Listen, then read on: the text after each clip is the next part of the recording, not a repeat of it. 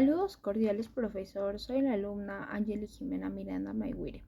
Mi postura es clara. La reforma agraria del gobierno militar entre el 69 y el 75 tuvo logros políticos y sociales relevantes, pero en conjunto no resultó beneficiosa en el mediano y largo plazo.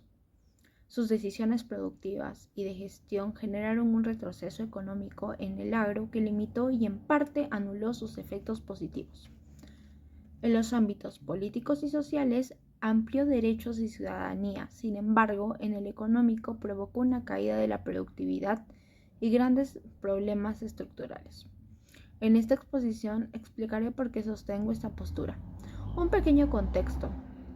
El gobierno militar liderado por el general Juan Velasco Alvarado inició en el 68 un conjunto de reformas conocidas como el reformismo militar, cuyo propósito fue transformar la estructura económica y social del país.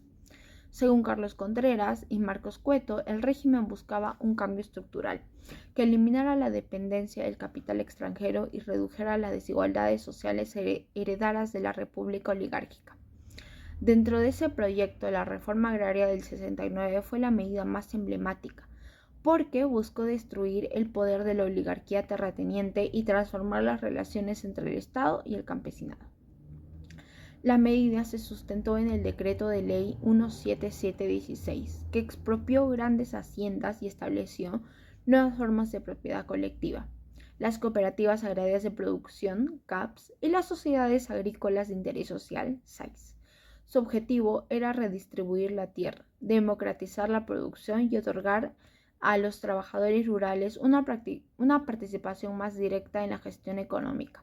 Desde el punto de vista político, la reforma agraria significó una ruptura con la vieja estructura del poder. Durante décadas, los hacendados habían controlado a extensas áreas rurales, manteniendo a los campesinos en condiciones de servidumbre.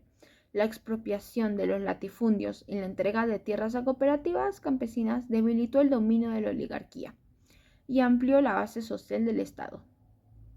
El régimen de Velasco creó las instituciones como el CINAMOS. Era una institución encargada de integrar políticamente al campesinado y promover una nueva identidad nacional. Esta política buscaba que los sectores rurales dejaran de ser marginados y participaran activamente en el proyecto nacionalista. Gracias a estas medidas, miles de campesinos adquirieron reconocimiento legal, acceso a la tierra y una mayor representación en la vida política. Se amplió la ciudadanía rural y se redujo el poder local de los hacendados, lo que constituyó un logro político importante para la inclusión social. No obstante, esta integración fue más simbólica que real, porque el control seguía concentrado en el Estado y en las Fuerzas Armadas. Económicamente, la reforma agraria fracasó en sus metas productivas y resultó perjudicial a largo plazo. Si bien el propósito inicial era aumentar la productividad y modernizar el campo, la implementación fue deficiente. Las expropiaciones y la conversión de los latifundios en cooperativas no fueron acompañadas de inversión técnica ni de incentivos económicos adecuados. Muchas cooperativas quedaron bajo la administración de funcionarios públicos sin experiencia, lo que generó ineficiencia y burocracia. Además, el Estado aplicó una política de precios controlados para mantener bajo el costo de los alimentos en las ciudades, lo que redujo los ingresos de los productos rurales. Al no poder venderse los precios competitivamente, se desincentivó la producción agrícola y se deterioró la rentabilidad del campo. A ello hay que sumarle la falta de crédito agrícola, el escaso acceso a la tecnología y la centralización de decisiones en Lima. Todo ello condujo a una caída sostenida de la producción durante la segunda mitad de los años 70. Diversos estudios del Instituto de Estudios Peruanos confirman que la producción de alimentos básicos como el trigo, maíz y papa disminuyó, mientras que aumentaron las importaciones. En consecuencia, la reforma generó un nuevo tipo de dependencia económica, esta vez ya no internacional, sino con el Estado. Desde el punto de vista social, la reforma agraria produjo avances importantes. Aunque sus resultados fueron desiguales, su mayor logro fue la liberación del campesinado de las relaciones de servidumbre. Por primera vez en la historia republicana, amplios sectores rurales accedieron a la propiedad de la tierra y a derechos políticos básicos. Este cambio tuvo un impacto positivo en la autoestima, la identidad campesina y la participación comunitaria. El campesino dejó de considerarse un sirviente y empezó a reconocerse como ciudadano con voz propia.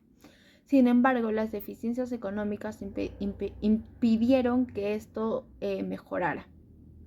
La baja productividad, la falta de ingresos y las políticas de precios bajos mantuvieron la pobreza rural.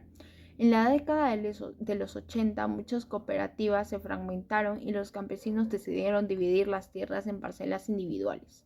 Este proceso de parcelamiento informal llevó a la pérdida de las economías de escalas y al retorno de prácticas de subsistencia. Por tanto, aunque la reforma agraria mejoró el estatus y los derechos sociales, no logró consolidar una base material sólida que asegurara el bienestar del campesino.